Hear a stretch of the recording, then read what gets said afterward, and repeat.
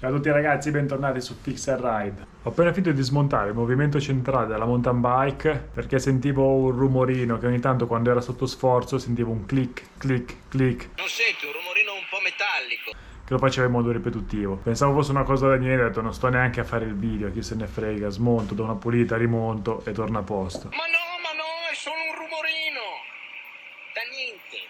In realtà quando l'ho smontato mi sono trovato davanti a questo, una roba tutta arrugginita, impossibile da sistemare anche perché i cuscinetti hanno preso parecchio gioco, adesso cercherò di farvelo vedere e comunque si vede che è entrata acqua, sporco, terra, è veramente conciato male, quindi ho deciso di sostituirlo. E ovviamente la parte di smontaggio non l'ho rimontata, comunque è molto semplice, capirete come si smonta da come lo monto. A tra poco, ma adesso sigla.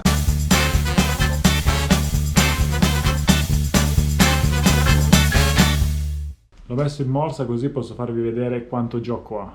Penso che si riesca ad apprezzare piuttosto bene dal video. Vi assicuro che è tantissimo. Ovviamente anche i cuscinetti non girano assolutamente in modo fluido. Qui adesso gli do una bella pulita giusto per vedere le specifiche, acquistare quello corretto, essere sicuro di non sbagliare. Lo vado a comprare e basta. Lo montiamo al volo.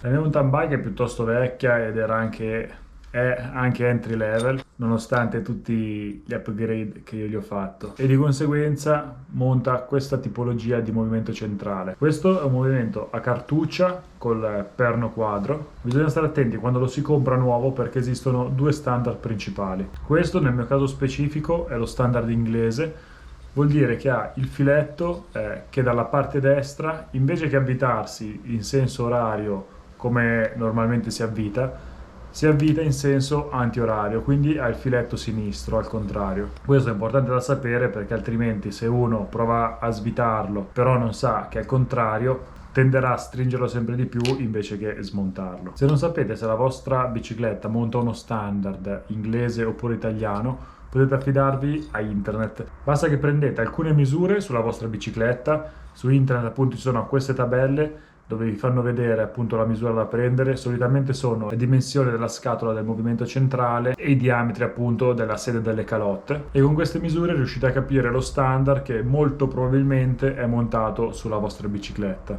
Una volta che avete capito qual è il vostro standard, una misura importante da prendere è la lunghezza, ovvero la distanza tra questo punto e questo punto. Nel mio caso ho un perno da 122 mm e mezzo ed è molto importante mettere questa misura giusta perché questo comporterà poi la distanza dalle pedivelle dal telaio e quindi comporterà anche l'allineamento delle corone rispetto al pacco pignoni. Prendendo una misura diversa ovviamente non sarà più allineato e sfalseremo tutta la regolazione appunto della nostra trasmissione, quindi è una misura molto importante. E niente, fate queste considerazioni, non mi resta che andare a comprare, come vi dicevo, il movimento centrale. Niente, ci rivediamo qua appena lo compro. A tra poco. E rieccomi di nuovo qua, movimento centrale comperato.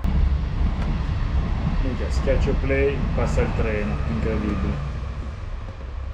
Questo è il movimento centrale che avevo prima. Ormai l'ho ripulito completamente, ma se andate a vedere su Instagram riuscite a vedere in che stato era.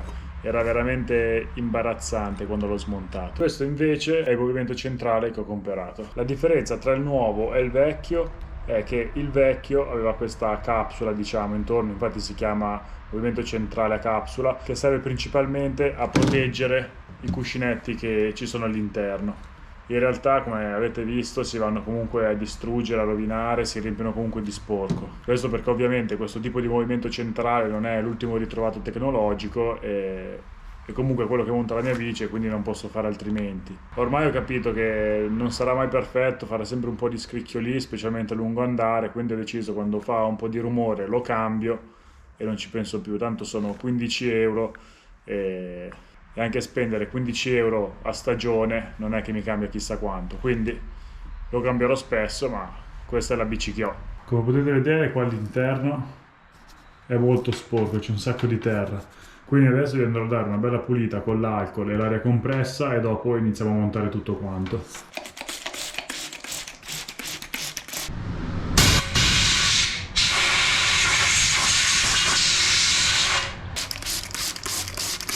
Ancora molto sporco, quindi utilizzo anche uno spazzolino per pulire bene la filettatura.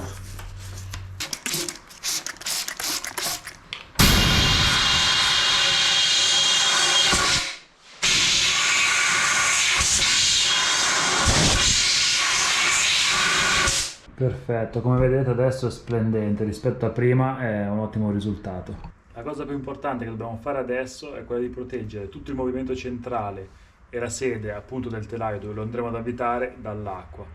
L'acqua in questo caso sarà il nostro nemico principale. Per farlo andrò a utilizzare un grasso antiacqua al litio che è ideale per questi tipi di lavori. Utilizzo questo grasso della Zefal che ho trovato veramente ottimo ad un prezzo quasi irrisorio. Per fare un buon lavoro, avere una buona protezione, il grasso lo andremo a mettere su tutto il filetto e anche un pochettino interno per proteggere i cuscinetti, quindi sia qui che anche su questa calotta che poi si avviterà per bloccare il tutto. Andiamo a mettere un pochettino di grasso, lo mettiamo anche sul cuscinetto dall'altra parte, un po' qua dentro. Bene, poi mi trovo comodo con il pennellino, gli do una spennellata. In questo modo sono sicuro che il grasso è andato dappertutto e che non ci siano grumi da alcune parti mentre altre parti rimangano senza. In realtà adesso potrebbe anche non essere necessario perché abbiamo già ingrassato bene da questa parte. Io però per non sbagliare vado a mettere un pochettino di grasso anche sulla filettatura nella sede del telaio.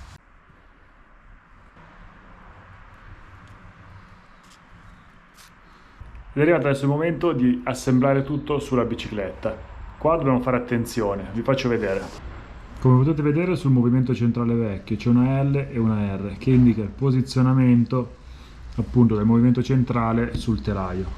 Questo è molto importante, specialmente nel mio caso, avendo questa calotta a passo inglese, ovvero si avviterà andando in senso antiorario.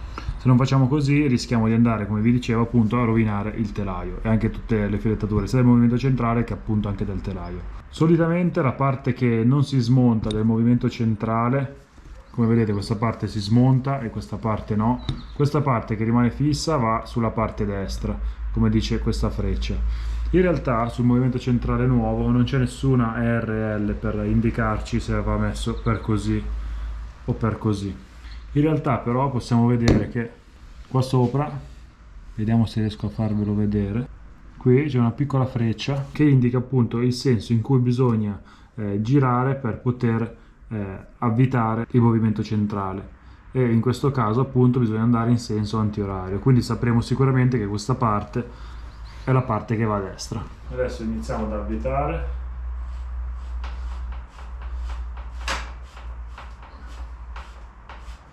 Dobbiamo avvitare fino a quando arriva a battuta. Nel mio caso non c'era nessun distanziale, può capitare che tra la battuta del telaio e quella del movimento centrale ci sia qualche spessore. Sono arrivato in un punto in cui a mano non si riesce più ad avvitare, perché comunque avvitando si è diventato piano piano sempre più duro. Per continuare ad avvitarlo vi serve questo attrezzo. È molto simile a quello che abbiamo visto per smontare i dischi di freno, ma è un pochettino più grosso di diametro. Il mio ha anche questo perno all'interno che si va a innestare sul perno centrale in modo tale che mentre facciamo forza la chiave non rischia di scapparci, ma rimane appunto in posizione precisa.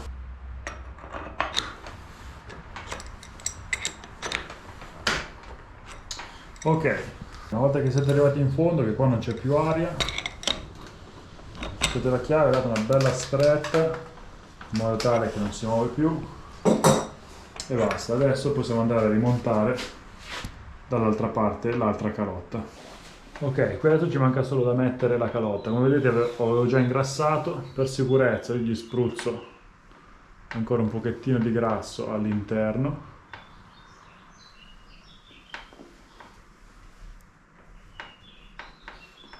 In questo modo sono sicuro che acqua non ne entra e se mai dovesse entrarne il cuscinetto rimane protetto il più possibile. Vado ad avvitare la mia calotta e questa volta la posso avvitare nel verso standard perché da questa parte il filetto è normale. Ok, una volta che diventa duro prendo sempre il mio adattatore e finisco la torsione.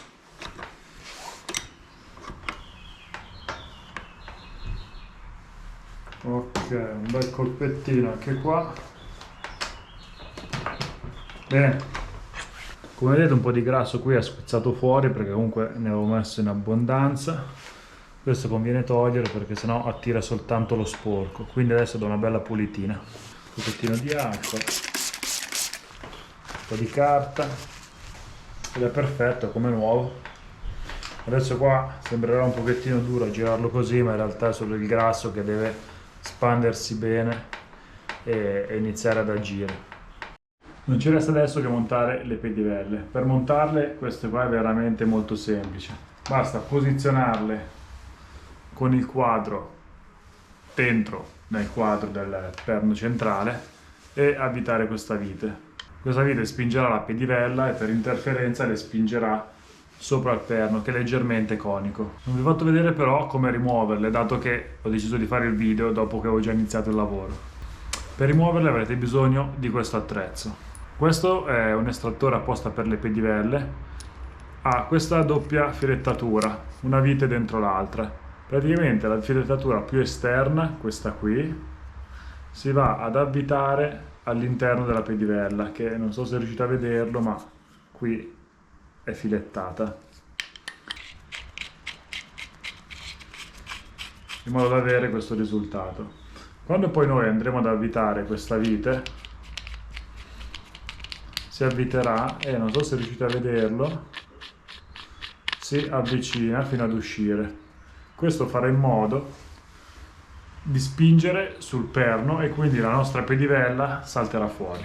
Se volete smontare questo tipo di pedivelle è indispensabile, perché se provate a farlo a martellate o in altri modi rischiate di rovinare tutto e non ne venite a capo facilmente. Con questo invece in 30 secondi avete fatto. Ma bando alle ciance, adesso le monto. Ovviamente poi il mio attrezzo è abbastanza figo perché se utilizzato da questa parte fa da estrattore, da questa parte invece ha l'esagono apposta per avvitare la vite quando si rimonta.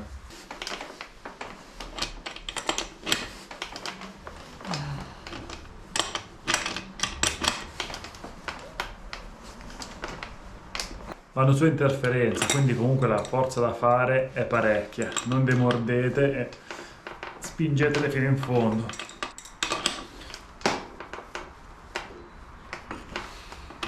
Una volta fatto mettiamo il tappino che copre la vite e il gioco è fatto. Adesso faccio lo stesso dall'altro lato. Non ci resta adesso che rimontare la catena. Per capire il verso, se va per così, per così, per così, dovete guardare le scritte che ci sono sulle maglie. Solitamente per quasi tutte le catene c'è un marchio, c'è qualche scritta e devono leggersi nel modo giusto quando la catena è qua in alto. Nel mio caso le scritte si leggono nel modo giusto quando è così.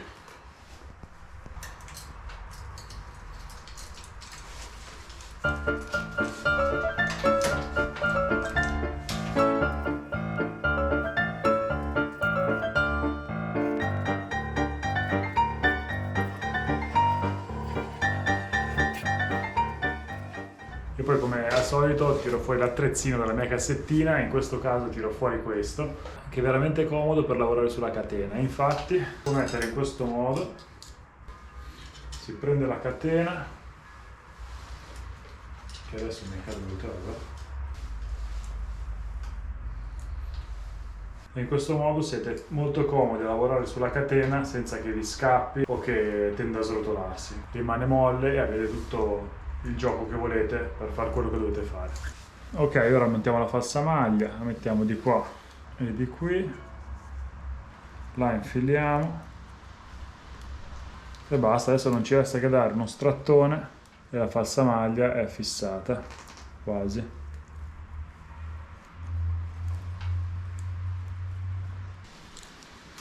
Perfetto, falsa maglia messa, faccio girare in modo che si posiziona sul cambio giusto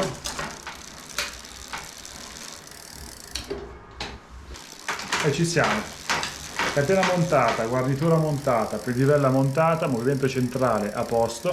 Non mi resta che sistemare il bancone che è rimasto pieno di attrezzi e darvi appuntamento al prossimo video.